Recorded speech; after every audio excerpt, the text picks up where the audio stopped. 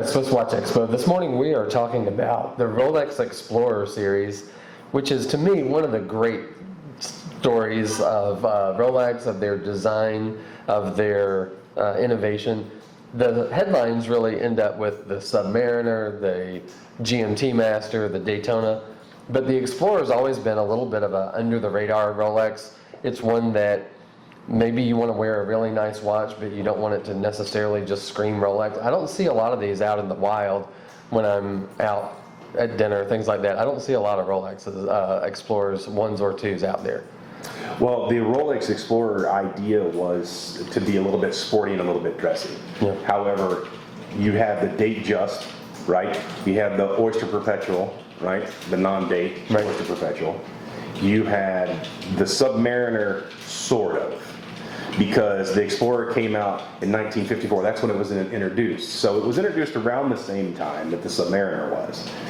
What was Rolex trying to accomplish? It's kind of unknown, but the idea was, hey, we'd like to have something that's water resistant, easy to read, doesn't have a cluttered dial, and is highly resistant to magnetism and things like that. So it was a 36 millimeter, would fit up underneath any cuff. Of course, people are a little bit smaller then. We've all gotten to be gigantic, myself included, over the years. So these watches have sort of gotten a little bit small for the wrist, and that introduced the 39 millimeter, which is the most recent version of the Explorer. Of course, there's so many others involved. So this original 1950s Explorer, and you might be able to see some of the pictures here on this book we've got, but when it first came out, it was the 1016, and it introduced this phenomenal dial that has a triangle at 12, the 369 is the Explorer dial. To me, this is one of the great design achievements in all of the watch world. It is such a cool dial. And when it came out at 36 millimeter, that was not a small watch by any means. It was much bigger than the men's dress watches of the time, which were probably more like 33, 34 millimeter.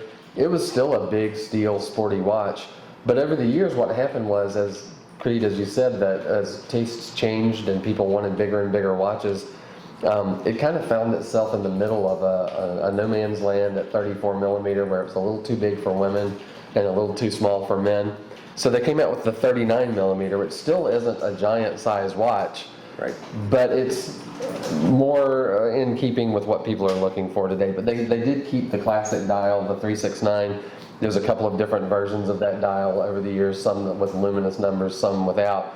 But either way, it still definitely retains that same spirit of the original 1950s model. There's also a lot of different dials that were introduced to the American market and various markets throughout the world. Those dials are really hard to find. This book talks about that.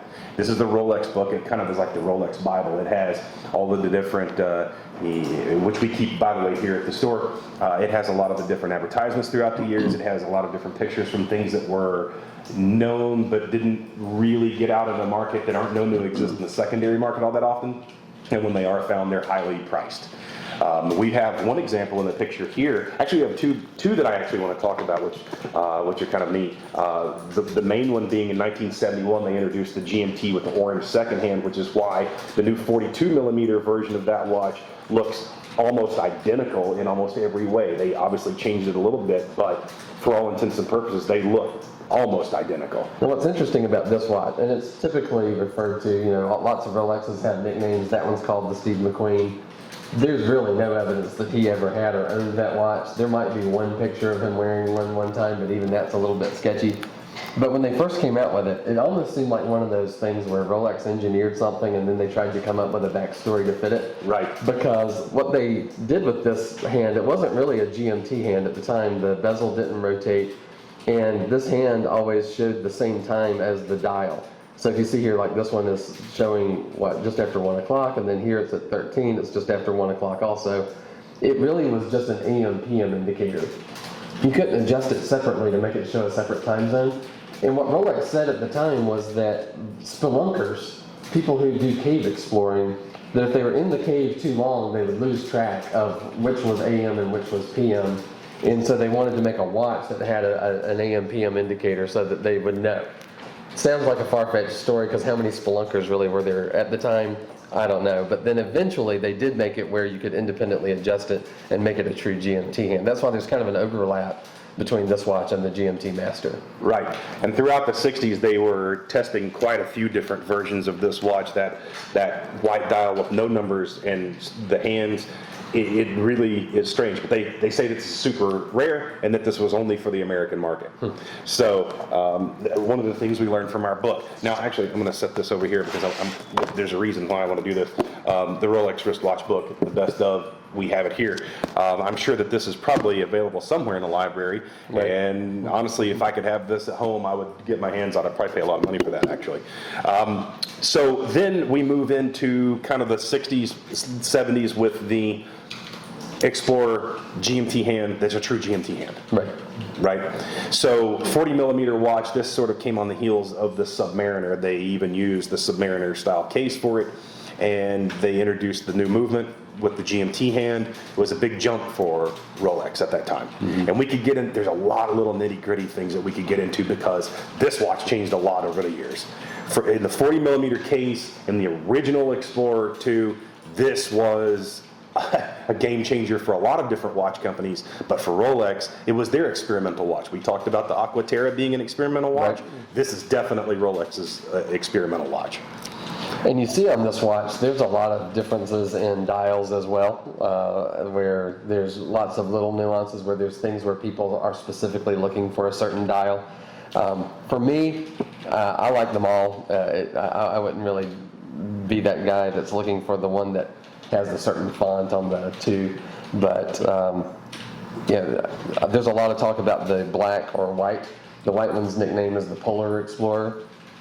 And I think one reason a lot of people like the Polar is because so many of the other Rolex sport watches do have black dials. Right. That the white you can't get in the Submariner, you can't get in the GMT Master. It's a really different looking watch if you've already got some other Rolexes in your collection to add a Polar Explorer.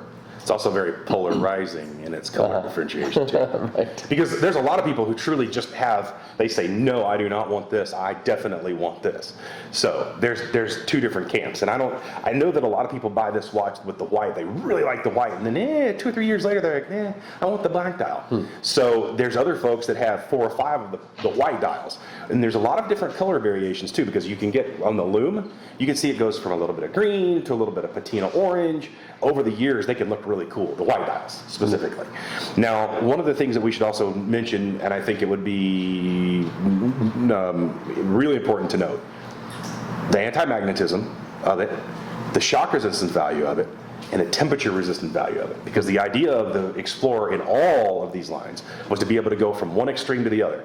And the Explorer, of course, was different. Now, remember that the Air King and the Explorer shared a whole lot. Right. Okay? And so if the Air King was too small, the Explorer was just perfect. And these watches went to the top of Mount Everest, they went all kinds of places, and Rolex let people just sort of test them. And the Tudor Ranger, which is Rolex's little company of testing and individualistic watches that were less expensive, but nonetheless just as durable, the Tudor Ranger and the Explorer share a lot in the way that they were experimented with. In fact, the Tudor Ranger was something that they actually handed to the British Army to test in Greenland and test temperature resistance. The Explorer had a lot of the same things happen to it too throughout its lifetime. So it was tested quite a bit with militaries and things like that. So that's another reason that the GMT hand appeared, because that was something that helped certain militaries, and certain militaries asked for. Well, I think you've sold me on an Explorer. Yeah, it's a pretty incredible watch. One of the things I want to note, when you look at the 39 millimeter, there are luminous 3, 6, and 9 numbers on the 39 millimeter.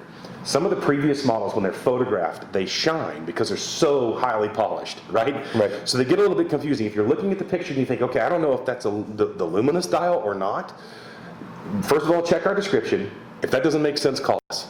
But I would say just call us anyway, because we need to pull these directly from the case and be able to describe to you what we're looking at.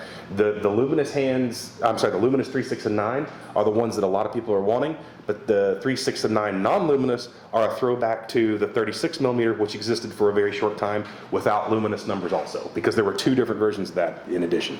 The non-luminous hands are the ones that people consider the most, I'm sorry, I keep saying hands, I mean numbers. 3, 6, and 9 luminous numbers are the ones that people tend to go for, because this one is, for whatever reason, the most classic in the market. And there are even some that are painted to look luminous and they're not. Right. Like, it's just a paint finish. This one happens to be it. That's a very good point. So whenever you have any questions about the Explorer, we definitely have them here. We've got a bunch of them on hand. We can get the different colors out for you. We can talk to you about the differences on your wrist, whether you're going to like the 36 millimeter and 39. Give us a call, Swiss Watch Expo at swisswatchexpo.com. Find them all, and hopefully we'll be able to help you get into a new Explorer.